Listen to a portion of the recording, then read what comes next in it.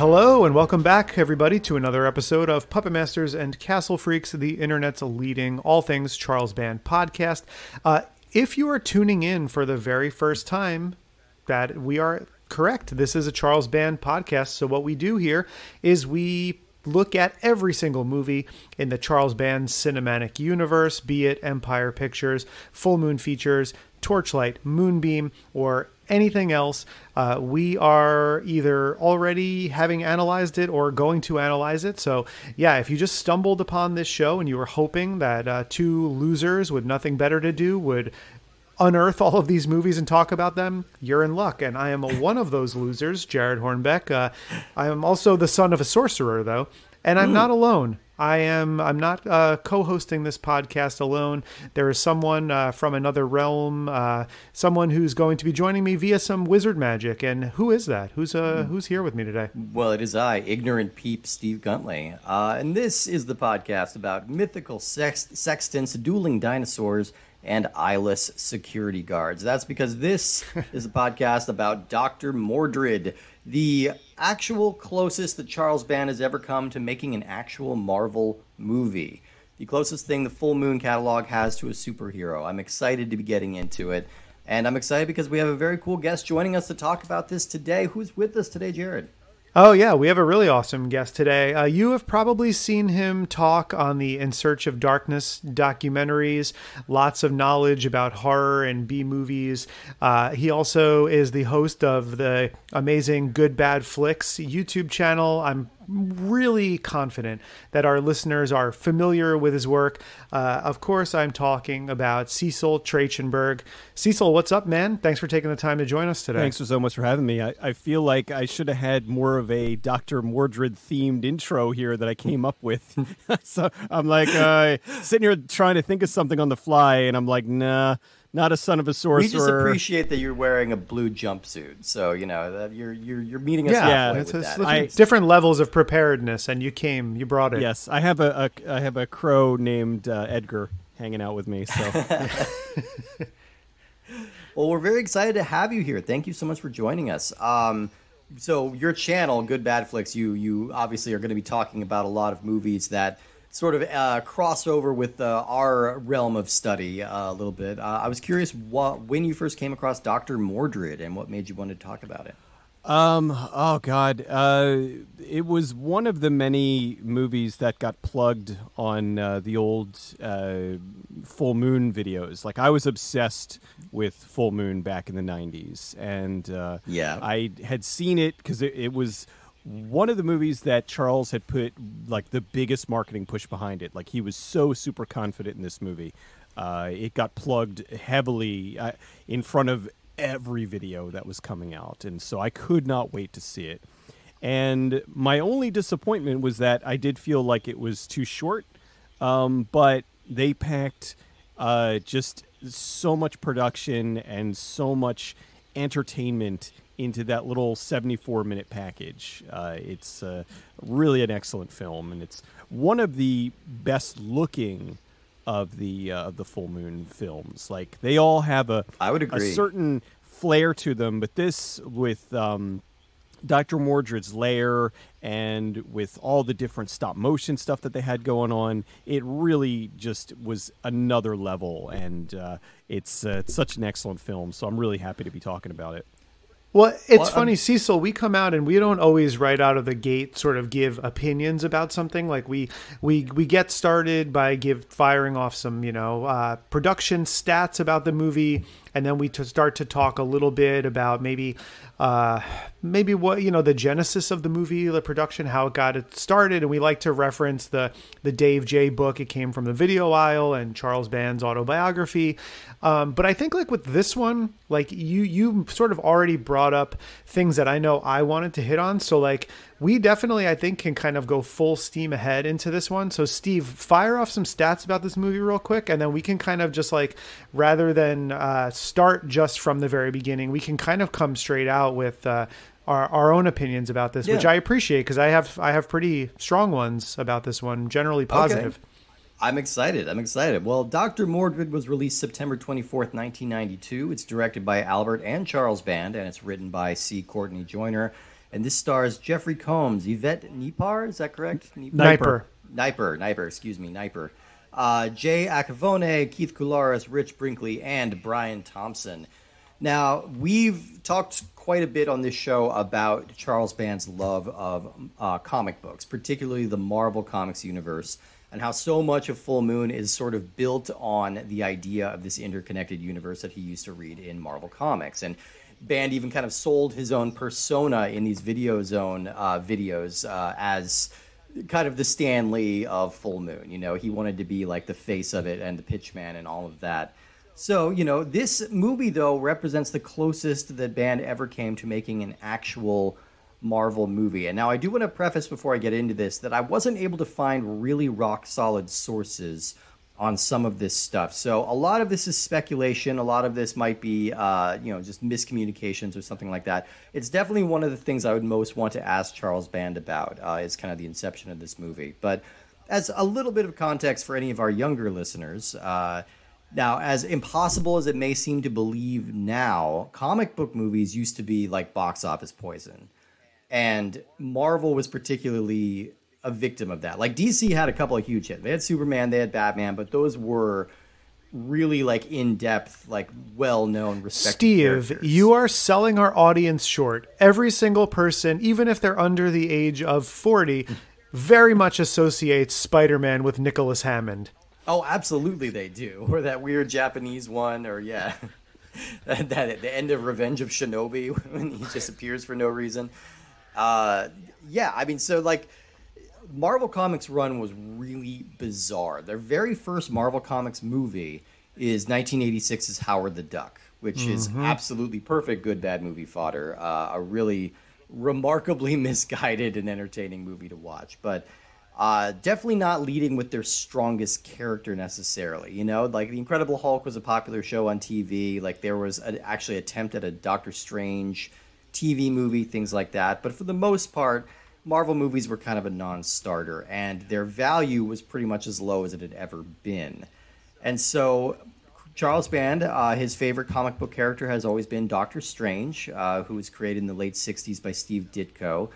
And at this time, like now we all know who Doctor Strange is, you know, but at this time, he was kind of considered a C-list, like, sort of cult figure. Like, even sub-Iron Man. Like, Iron Man used to be, like, this character that nobody really knew That's about. the best thing, is that if you try to explain to someone that nobody gave a half of a shit about Iron Man before 2008. Yeah. To now, like, being, like, the face of comic books, you know, basically. And that's Doctor Strange was kind of in the same zone. Doctor Strange had more of a cult following, especially with like college age kids, because the art was always very trippy and the storylines dealt with like spiritualism and like these weird kind of spells and magic, you know, so there was a lot of that going around. And Charles Band was a huge fan, and so he started developing a movie that was going to pay tribute to Doctor Strange, and this was called Dr. Mortalis. This is back in the Empire days. It was actually originally Mr. Mortalis. Oh, it was Mr. Mortalis. It was Mr. Okay. Mortalis. And he got his doctorate somewhere along the way. And then somewhere along the way, they upped it to Dr. Mortalis. I think that's better. Yeah, Mr. Mortalis just sounds like a character in Cats. Like Dr. Mortalis gives me wizardy vibes, you know? Definitely, sure. But yeah, like so he starts developing this idea, and the cool thing is he's actually working with Jack Kirby on this idea. He and Jack Kirby briefly had like a 2-picture kind of speculative deal for Empire. You know, they were developing this in a movie called Mind Master, which would later be turned into the movie Mandroid. But both that and this started off as collaborations with Jack Kirby. So they tried when Empire to, fell apart. I'm sorry. Oh yeah. I was just they tried to sell it to both of those to Vestron, and Vestron turned them down because they were like, nobody wants these kind of movies.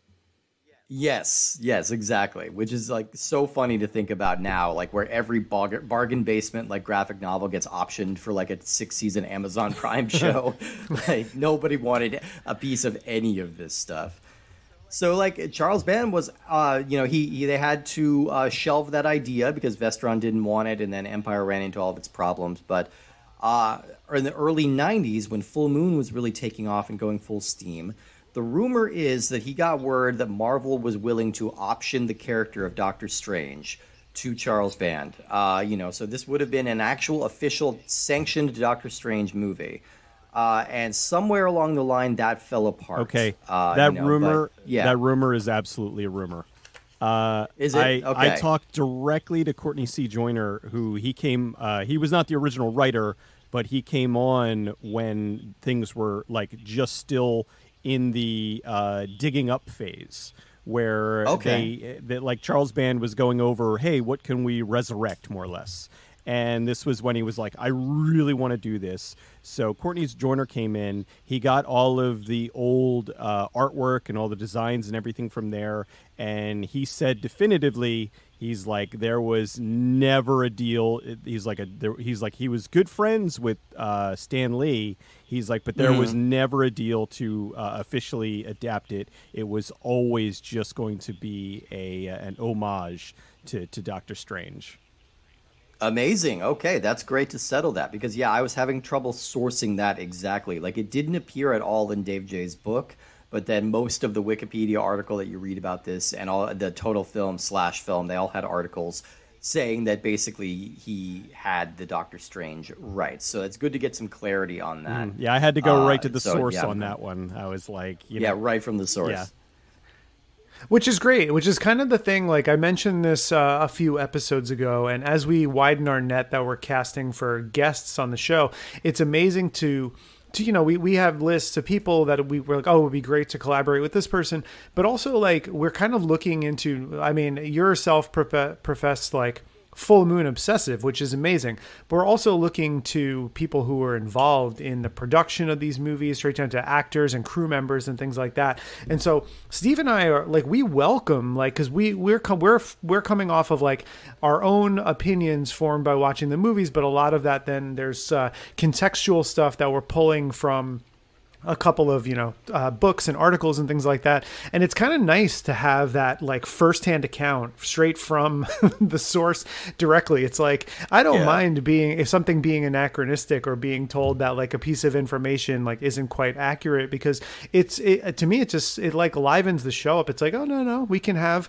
not necessarily differing of opinion, but someone coming on and being like, oh, well, I actually talked to this person and the way that's written is not accurate. It's like, we actually want there to be more of that. Like, as this goes on, and I can't wait till we have conversations where we'll cite something from the book and someone who was on the crew of this movie is just like, nah, it didn't happen like that at all. No, it's definitely nice to have that clarity. Now, I did read that C. Courtney Joyner said that this is his favorite script that he ever wrote for Charles Band, because both he and Charlie were big Silver Age comic book nerds, and just the idea of getting to pay homage or adapt this character even slightly was really exciting to both. And he's becoming like a favorite of ours, or friend of the show, C. Courtney Joyner, because it's like we enjoyed Lurking Fear to some extent, but I mean Puppet Master 3, like he wrote that, and he wrote the movie The Offspring from the 80s, the horror movie, and like his name's popped up, and I feel like we've been generally positive about the things that he's written prior to, presumably after Full Moon, and then the stuff he's done with Charles Band. I mean, we jumped to Puppet Master 3 a lot as being like really one of the top tier Full Moon movies, and I kind of feel this way about Dr. Mordrid also. I think I agree with you, Cecil, and I was saying this movie needs to be 15 minutes longer. Yeah, because I think they need time to live in. They do cram a lot of it in. But there's a word I'm going to use to describe, two words really that I'm going to use to describe this movie at different times that I haven't used really to talk about a Full Moon movie to this point. This movie goes beyond being merely passable, like some of them are in terms of like set design and setting and location shooting. This is actually at times lavish. Yeah. A little bit. I think Dr. Mordrid's lair, his apartment, is as good a movie set as I've ever seen for an interior of an apartment. Like, it looks great. There's an amazing attention to detail. First of all, I want to find out where the fuck in New York City does this guy live? Because I have an apartment that is like slightly larger than my body. And so, I mean, I know some of the people who, he owns the building, so he gave himself that super cool penthouse that's off to the side. But like, I thought while watching it, I thought, yeah, you know, there are things about it where you can tell this is still a B movie. It's hampered a bit by budget here, but it's certainly not in the department of like ambition or set design and decoration. Well, I want to ask you guys, because actually, Jared, you and I have never really talked about this. Are either of you comic book fans, like either now or then? Yeah. So, maybe I was more when I was a kid, and I, you know, being the age I am now, I really started to be the most aware of comic books probably, I would say in the late 80s. I was probably the most aware of them. I definitely had a few issues of things, but it really wasn't until like the late 80s, maybe Batman 89 being the thing that really signified like I'm aware now of different comic storylines, because I in sort of in all the hype surrounding that movie would be like, oh, well, now I need to get some like Batman comics. I mean, I also watched those like terrible Filmation Adventures of Batman and Robin cartoons from the 60s with like Casey Kasem as Robin.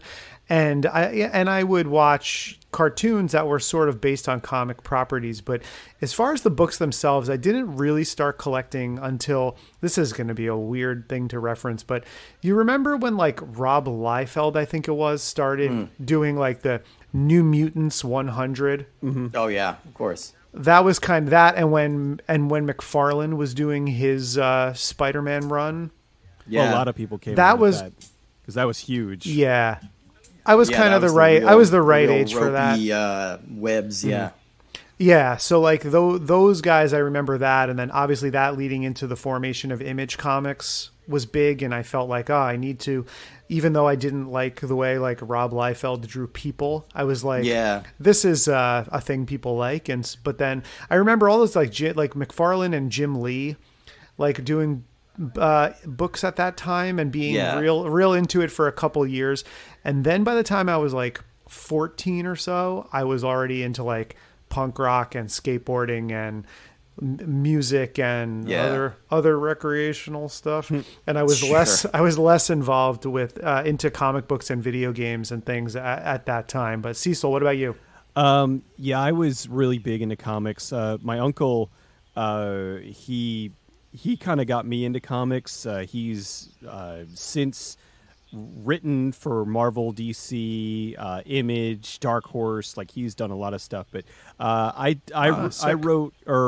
read a lot of DC stuff. Like I really was into Batman and Superman, and I read Marvel and X-Men. But then when the 90s hit, I really got into a lot of the weirder stuff, like the offshoots. I got into 2099, those books, and then I got into Marvel had the ones in conjunction with Clive Barker, so they had like Ecto Kid and Saint Seiya. I just really gravitated more towards the stuff that was outside of the mainstream.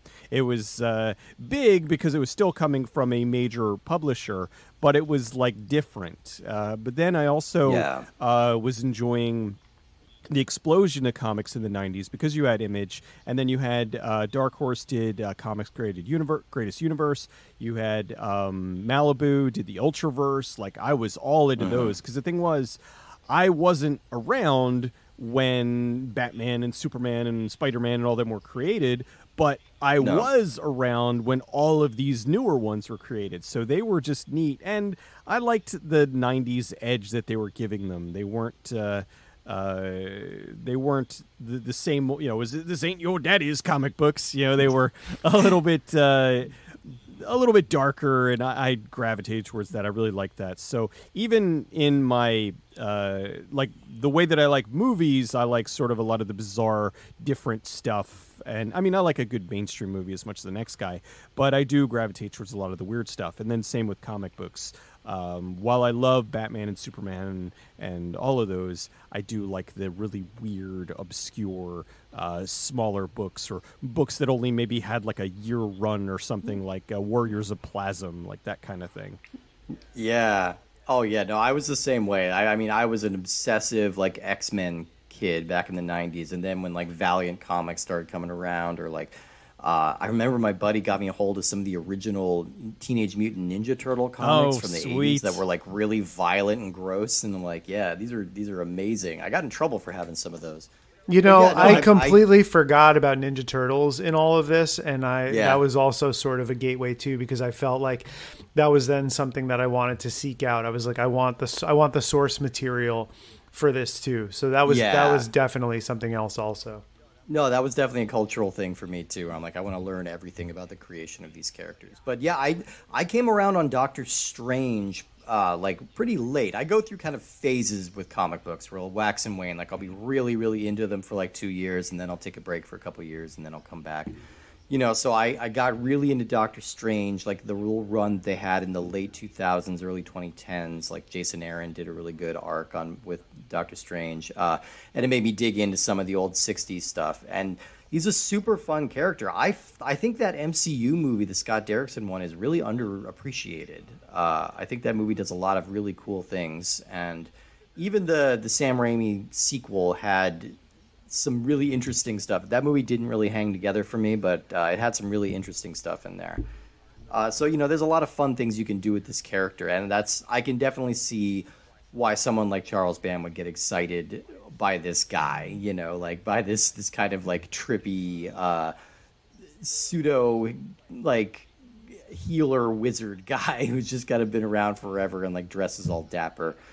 And I just love this casting of Jeffrey Combs. It's you know, good. It's the same logic behind casting Benedict Cumberbatch, is that you need somebody who looks just like a little bit like an alien, you know, to really kind of sell this. And Jeffrey Combs has that too. Like he looks and behaves just a little off, while still being like a charming film presence, you know? That is the best description I've ever heard of Jeffrey Combs. But I get it 100%. Absolutely. He is a brilliant actor. He is very charming, but like if you find out in the future, it's like, hey, did you know that Jeffrey Combs was an alien? I'd be like, you know, he kind of was. Kinda. The signs were all there. He and Tilda Swinton were both telling us to our faces. Yeah, yeah. No, I mean, he's got that kind of level to him, you know, and I really like what he does in this role. I think he's just kind of a good, solid leading man. He spoke a little bit about how much he really liked this character and wanted a sequel or like a franchise series because he felt like he didn't get a chance to really put much of himself into this character. Like he wanted to make it a little funnier, a little more active, a little less stoic, you know. So I'm sad that they never got that chance. There were 2 sequels at one point in development. The first one was called Crystal Hell, and then the second one was called Shadow Queen. And it sounded like they were going to be really fun, but they just never could get the funding together. Because my this was, understanding, like you said, a higher production value. Yeah, my understanding is that Ethan Reif and Cyrus Voris had written the script for part 2, and apparently it knocked everyone's socks off. Like everyone read it and said, Jeffrey Combs called them and said, I'm so excited to come back on for this sequel. And this script is so good. I can't believe it's this good. And I think it was maybe the tone was shifting slightly into like a dark comedy with some sci-fi action pops here and there in it. Yeah. And everyone seemed like they were very much on board for that one. And then the third one, I think, was an idea that was maybe didn't really make it past treatment. And this was a thing like, and when you just mentioned there were 2 sequels planned, as I was watching this movie, because this first movie has to do a lot. It has to introduce the character. It has to give you a little bit of backstory. It begins in one of my favorite ways, which I like to refer to this as the you'll forget this is how It's a Wonderful Life begins, where it's like a starry sky talking to someone. Yeah. And so I was just like, they got to give you some exposition. You got to spend a little bit of time with him. They have to introduce the side characters, the villain, the love interest. And then you have the plot of the movie, which I will say, for as much as I really like this movie a lot, it is a little light on plot. I think this is one of the rare times where I'm going to say this movie needs a little more gobbledygook, a little more exposition, a little more like Jeffrey Combs wanted time spent. But I'm so bummed that we didn't get those sequels, because they sound super fun on paper, and it seemed like everyone was game to now. Like, so Cecil, I don't know your opinion on this, but our opinion of the first Subspecies movie is that it's a cool idea. It's reasonably well made. It looks nice for a full moon movie. You can see where the budget went, but it was like there were some sort of undercooked ideas in it. And then they kind of came back and had this fully realized thing and made Subspecies 2, which is like takes those ideas and fully realizes them and just makes a better all around movie. I don't know if you agree with that or not. That's our take personally on Subspecies 1 and 2. Oh, absolutely. I 100% agree with that. Subspecies 2 is my favorite of the series. And I feel that basically what you said is exactly on point. The first one, really good, lots of ideas, lots of setup, but not a whole lot of payoff. Where the second one, they took all those ideas, they expanded them, they did such a better job with them. I thought like everything looked better, everything felt bigger. It was a really strong sequel. And I think that had it have been able to happen, we really could have gotten that with Dr. Mordrid. They could have taken all those threads, made them much bigger, because there were so many cool ideas. I know the script for 2 was at least completed. Granted, it was an early draft, and it's out there. But I know, like you said, 3, I think, was just a treatment. But I know one of the things that was really exciting was that 3 was supposed to introduce evil Mordrid. So we would have had Jeffrey Combs doing, double duty, which he's already played. He's masterful at playing a bad guy. And one of the reasons why he was really excited about Dr. Mordrid was because he was going to be able to play a good guy. So it would have been interesting to see him do that.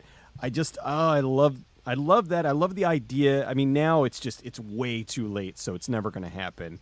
But Jeffrey Combs just goes back to his hometown reunion and just gets drunk and flicks peanuts angrily and fights the evil version of himself. See, that'd be great. I'd like that too.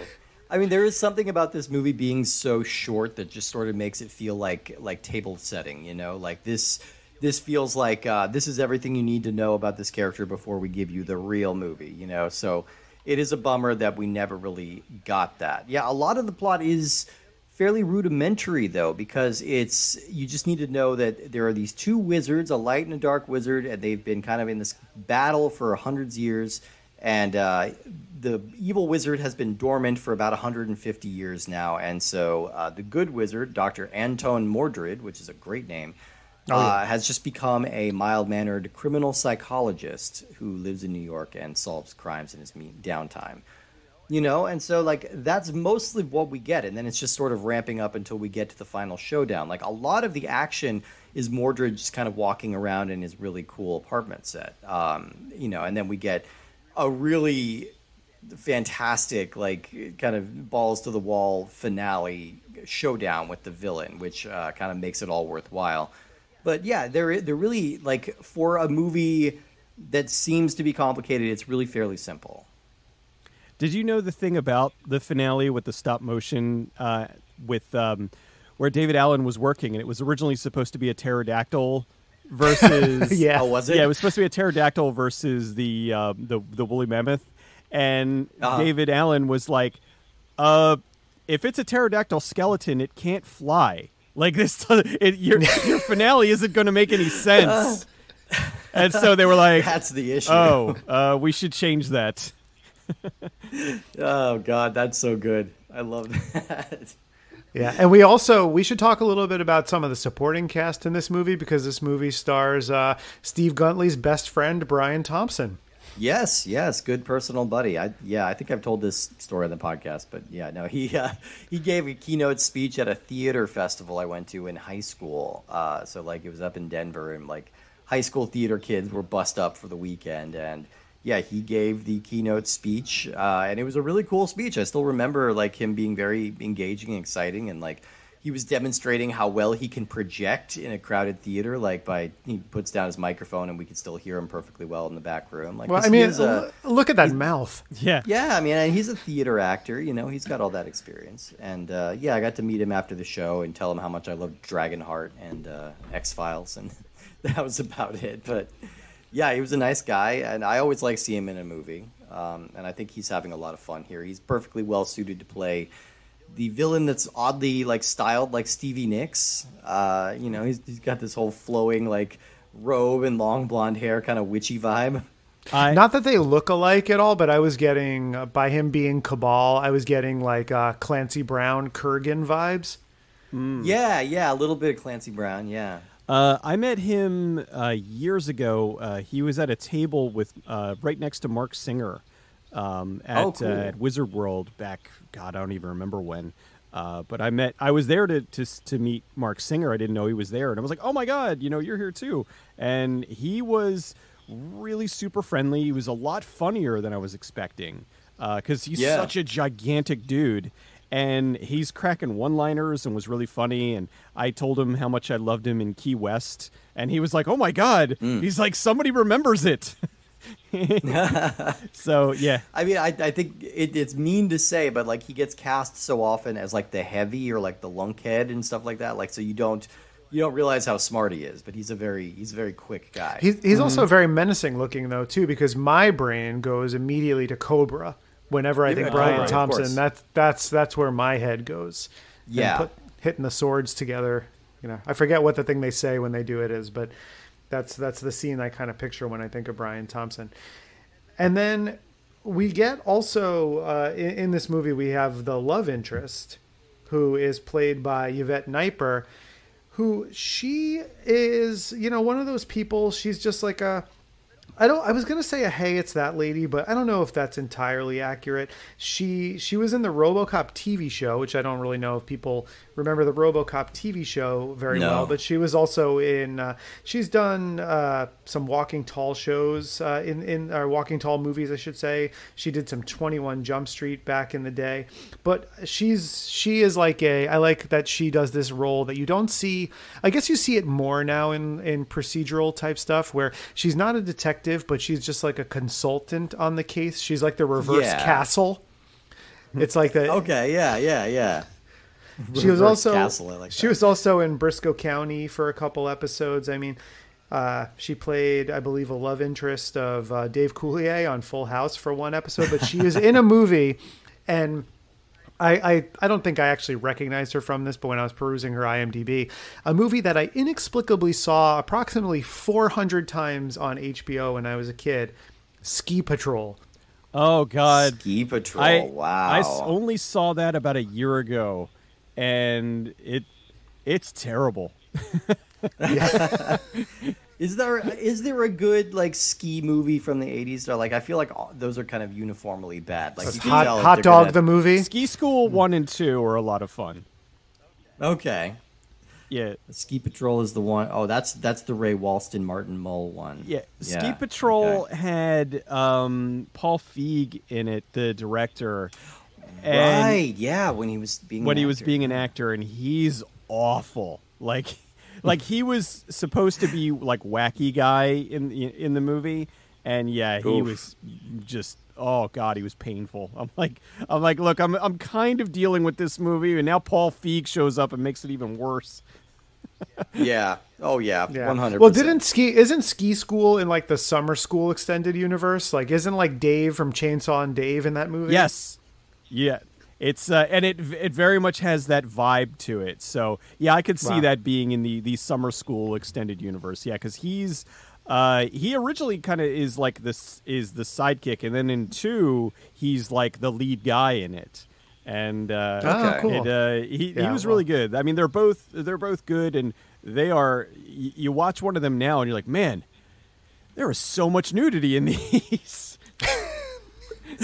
I mean, there's some casual nudity in Dr. Mordrid too. I kept reading articles where they're saying like this could have been like a PG-13 like movie for Full Moon, and then they had to kind of reach out to that one branch of their audience and have like one casual nude scene and one casual gore scene. Mm-hmm. So that is one thing about this movie, and not a criticism. I'm not going to criticize the nudity in the movie or the gratuitous F-bombs in the movie. Right. But I do think it muddles it a little bit, because it's like, yeah, this is a comic book movie. Like, this should be a PG-13. You get your one fuck in there. Maybe you get to show one nipple, but instead we get an entire naked body from the woman from Roadhouse. Oh, that is who that is, isn't it? Was yeah. she? Okay. Oh my All right. God! Is that who? Because she was brunette in this, right? And that's Julie Michaels, and she went on to have a career. She's also in Point Break. Yeah, there's a real Swayze connection there. But she went on to have a career as like a stunt coordinator, and a really good one, from my understanding too. Actually, I think but she also has a weird connection to our show, also in that she was an executive producer on the web series from a few years ago, After Forever, which was produced and starred a friend of the show, Kevin Spiritus, who you guys will have just heard a couple of weeks ago in an interview with us and Denise Duff and Kevin Spiritus. I don't really know with Kevin Bacon, who appeared exactly. I want to know. Yeah, I want to know the connection there. I mean, we hadn't obviously watched the movies and had this conversation early enough to make it, but I'm really curious now, like how they linked up and how she ended up from a love interest, kind of like the hot blonde, hot brunette in a movie, to then a stunt coordinator, to then an executive producer. I'm really curious that track there, but yeah, she is. I'm dubbing her friend of the show. It's funny. I know. Apparently, her boyfriend was on set at the time for like her nude scene. I guess to make sure that it was on the up and up or something, and he was not particularly happy about it, and like he really kind of had to keep him like, look, just keep him off the side, you know. So yeah, they were having. That's just like the scumbag version of an intimacy coordinator. Like, yeah, that's before that was an actual title. Exactly. Also, like, have a creepy boyfriend. please, sir, get in 1992 Brian Thompson's face. I dare you. Yes, exactly. I think he could have very, very easily taken care of whoever this guy was, you know. Yeah, I mean, so like that's an interesting scene, and those characters kind of pop in to just sort of be devil worshiper types. Like, they're real into heavy metal, and they like dancing around in a church. So obviously they're going to be in concert with this evil sorcerer guy. And you know, you do have to love that they're just like, he could hypnotize these people, but they choose. They're willingly, like, they're all about this.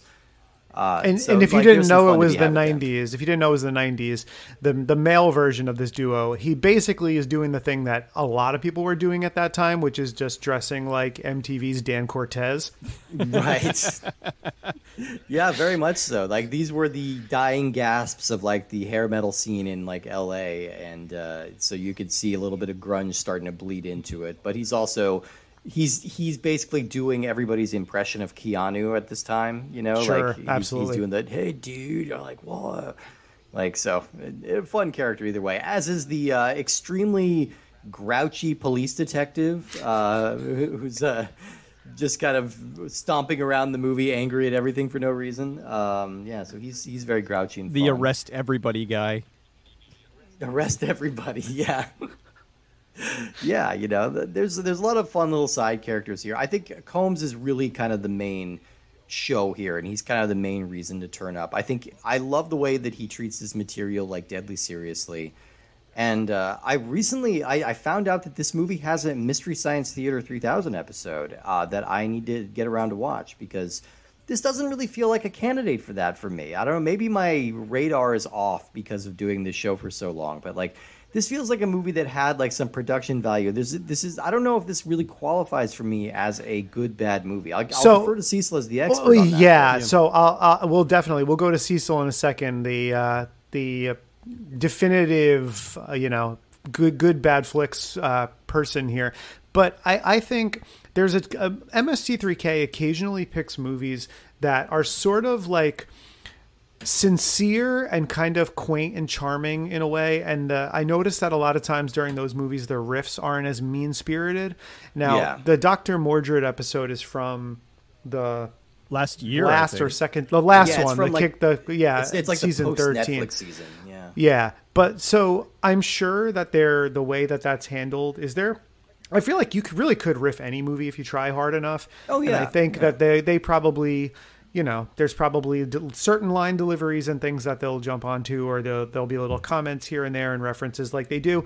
I'm always brought back to a movie that Mystery Science Theater did, 2 movies actually, that I think are actually kind of good and in a similar kind of way, where they're a low budget, but they're an interesting idea and they're done in a way that's sort of unique. And one of them is Soul Taker, Vivian Schilling's Soul Taker, starring Robert Zadar and Joe Estevez, which I think is kind of a neat premise for a movie. Like, it's obviously hindered by a very low budget and inexperienced people, but I think it's really not on the same level as like Werewolf or Future War or something like that. Werewolf. Yeah, thank you. Thank you for pronouncing it correctly. But then there's like also, I tend to also really like Overdrawn at the Memory Bank, because it's such a bonkers. I just did that one for the first time recently. That is fucking bizarre. That is one of the weirdest It's weird, ones. But I also feel like it's public broadcasting, so it's like they were just going for it. They were just doing something. But then also Time Chasers. Time Chasers, I think, is like kind of a fun little movie, and they try hard. It's like, they rewrite the past, and so the plane has to land in like, there's some redcoats in the Revolutionary War, and they actually have some costuming. And I'm like, this is fun. And I feel like maybe they take that approach with Dr. Mordrid. It's not an episode that I've seen, but Cecil, this is probably, let's go back to this question. Like, to you, like, what are the qualifiers of a good bad flick as opposed to just like a bad flick? Essentially, if the movie is fun.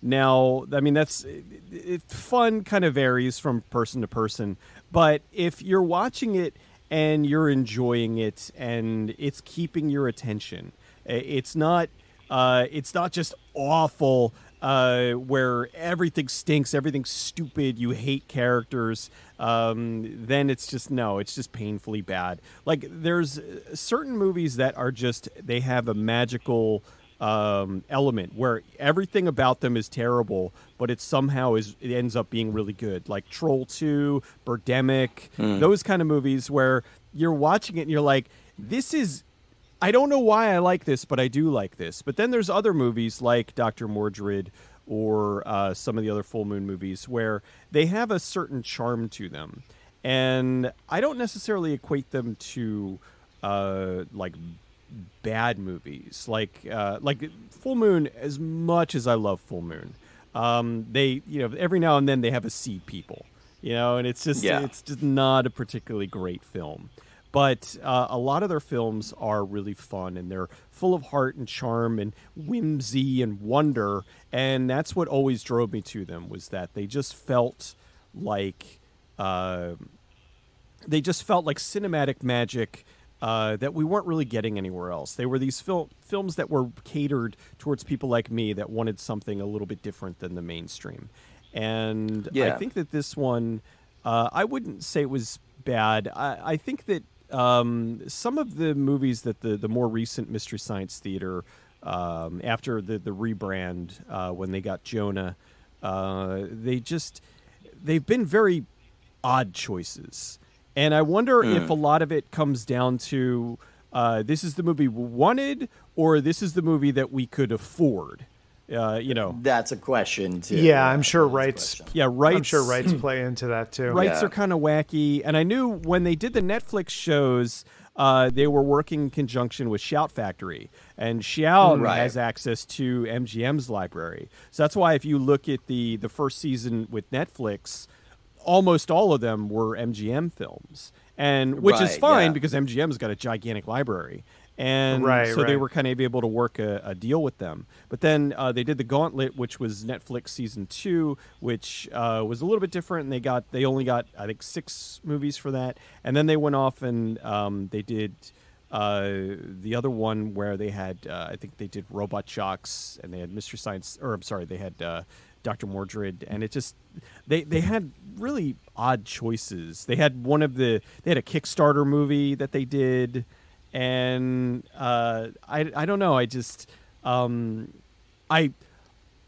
glad that Mystery Science Theater still exists, but Yeah. it's Sure. just it's not for me. It's just not hitting as hard as it used to, But I might Except for Cry Wilderness. Cry Wilderness was terrific. Cry Wilderness was pretty outstanding. Yeah. I want to do a video of Cry Wilderness myself, but I have to watch their video to make sure because I don't recycle any jokes because people get mad or if you like I've had people that I would do a video and then a couple years later Mystery Science Theater or another YouTuber would do a video on it and they're like, oh, you stole his jokes. I'm like, I had a time machine.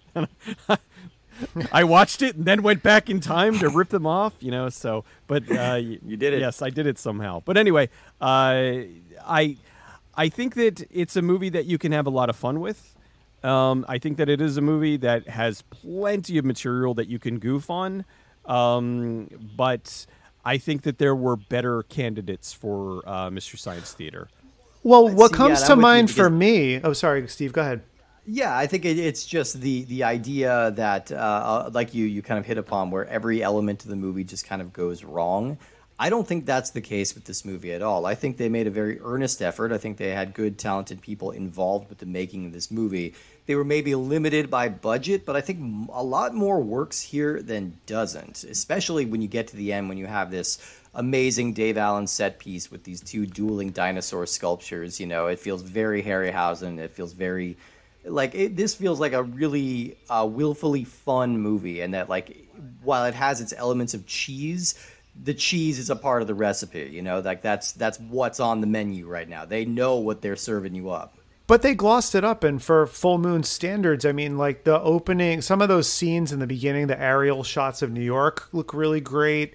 Yeah. And it's like, yeah, this is a Full Moon movie that's low budget, essentially in a lot of ways, but when they're doing effect shots and stuff like that, these are, like you said, these are talented people doing something that for the most part works, and sort of miraculous to get it to work the way that they do on the budget. I mean, speaking of Mystery Science Theater, this isn't Puma Man. This, Yeah. you know what I mean? We don't have him rear project flying, the way that movie does. You have some really gorgeous looking aerial shots of New York City. And I mean, if anybody knows me, I love a 1991 New York City. I mean, it's my, Absolutely. any New York from the 70s, 80s, early 90s. The big cliche is it becomes the 5th character. Maybe that doesn't really happen so much here, but I love just, you can tell that it's the city at a different time, which I can totally appreciate. And then, we get into some other effects shots, and really it's gloss, it's sheen that some of the other movies before it didn't have. It's the amazing stop motion, matte paintings, hand-drawn, animation stuff, legitimate stunts, people getting thrown through glass. I mean, Yeah. everything is slightly bigger by Full Moon standards, and I think it comes together to make a pretty entertaining little movie here. And Steve and I have said so many times that we often feel when we're watching movies, like the runtime is important, and some of the kind of bottom of the barrel, it's like you're like, oh man, how is this thing 77 minutes? It feels like I've been watching it for hours. And this is one of the few times where I'm in agreement with you, where Yeah, there needs to be 80, 85, 86 minutes at least, another 10, 12 minutes in this thing. And then I even, my brain even started to go into and this has happened with a few things, a few properties where we've talked about Arena and Oblivion, where it's I see this, and maybe people weren't thinking serialized television shows as much at the time, but like I almost see this as, you know, potential for a series too. I know their ambition maybe was to do a trilogy of movies, a little bit bigger, a little more prestigious, but like I would have dug a 90s Mordrid series. Yeah, absolutely. Well, I think we did best to move on real quick because we actually have a letter this week that I wanted to read out. So, folks, you can send us letters to puppetmasterscastlefreaks@gmail.com. And if it's a good letter like this one here, we will read it on the air. So this one says, "Greetings. Hello. I want to preface by saying that I don't listen to podcasts. We're off to a good start. I am 100% more of a music person if I'm listening to anything.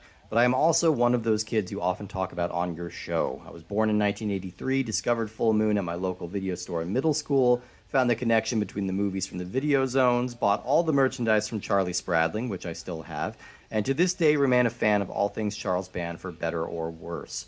So when I saw you were doing a podcast in the Full Moon universe, I thought it would be worth giving you guys a listen. I'm a social worker by day and find myself driving all over New Jersey, so I've been catching up on all of your episodes when I've been on the road. I wanted to tell you how much I enjoyed the show. It's been nothing but fun listening to you guys talk about all these movies from my childhood. Some of these movies I've seen more times than I can count, like I just showed my girlfriend Puppet Master 3 in October, and some like Witch House I saw once in '99 but haven't revisited since.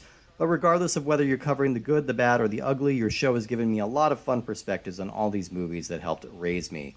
And especially because I'm a social worker, I deal with human problems all day, and these trips down nostalgia lane have been a very nice distraction throughout my workday. I finally caught up on all your episodes, which is why I decided I would send you an email and let you know how much I'm enjoying the show. Keep up the great work. As long as you keep doing this, I'll keep listening. I would be remiss if I didn't end my email with a request. My favorite Full Moon movie by a mile is Bad Channels. I've easily seen it once a year since I was a teenager, and it's an instant happiness movie for me. And you'll be happy to know we've covered that a couple weeks ago as of this reading. So that a lot is of correct. Fun. And if you're looking for a deeper cut, I actually recommend doing all 6 Josh Kirby movies in one episode. I just watched them 4 years ago for the first time, and they're actually way more impressive than I would have imagined. Thank you again, and he attached a copy of a letter that he received 26 years ago when he became a member of the official Full Moon fan club. So I'll pass that along to you. And that is from Matt. So thank you so much for writing in, Matt. We really appreciate it. Oh, Matt, that's amazing. Love getting feedback like that. You know, and we appreciate it too because we're glad that the show will resonate with people who are Full Moon fans from childhood, because Steve and I admittedly have come at this later, and so a lot of our opinions were forming about the movie. Our opinions were forming now in 2023, watching a lot of these for the first time, and we don't have the nostalgia built in. So we'll approach it and we'll talk about what works or what doesn't work in our opinion. But it's nice that there are people who did grow up with the movies who are still feel like they're getting something rewarding out of the content that we're putting out there. So that's amazing, Matt. So thank you so much. I loved hearing all of that. It's very cool. And thank you so much to you, Cecil, for being here with us. We really appreciated having your perspective. And you even were able to clear up one of our key mysteries about this show, or about this episode. So thank you so much. Where can people find your stuff? Oh, thank you for having me, guys. I also agree. Bad Channels is so much fun. So much fun. It was a fun one. We had a great time with Bad Channels. I adore that movie. But you can find me at Good Bad Flicks on YouTube and Twitch, where I usually am. I've got a really, really big Christmas video that I'm working on that is causing me to lose a lot of sleep. So, because I'm trying desperately to get it out before Christmas. So, yeah, stay tuned for that. But yeah, find me at on Good Bad Flicks on YouTube and Twitch. Cecil, I just wanted to ask you really quickly while we still have you here and we're wrapping up. I know like you've come to this with a lot of background knowledge. You've talked directly to some of the sources, and like, is there anything about Dr. Mordrid, like any final thoughts or something that you feel like we glossed over, or something that just while we still have you on mic, any last things on where this kind of ranks in the entire Full Moon catalog for you comparatively? And if you want to, like, I'm curious too, you can kind of let us know what your favorite Full Moon movie is and why too.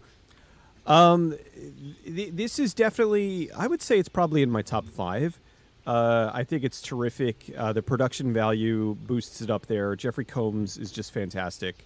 It is an absolute blast. I would probably say, I kind of am stuck because Trancers 2 was my first full moon movie, so that one will always have a special place in my heart.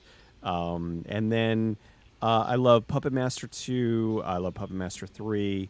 But I think that Bad Channels is probably my favorite.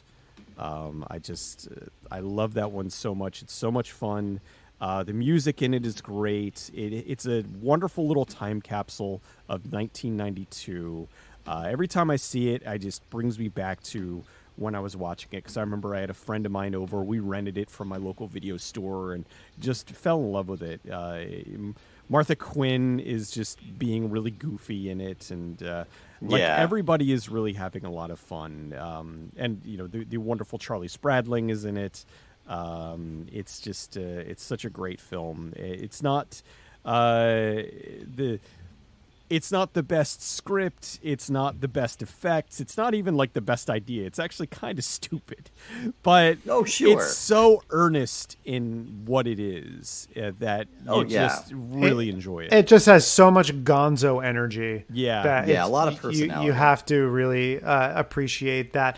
Myself personally, I tend to fall in where at this point now, there's a lot of stuff under the umbrella of Charles Band movies that we're going to watch that I haven't seen. A lot of them I have. A good amount of them I have. A lot of them I haven't, because we've still got another probably 250 to 300 movies on the list. But for me, for my money, I think if I had to pick a favorite full moon, so obviously we cover Empire also. So your Reanimators and your From Beyonds, I'm not counting them in this. Strictly full moon speaking, I fall with Subspecies 2, I think, is my favorite full moon movie. And we've watched some other ones that have gotten up there, like Puppet Master 3 would be right behind it.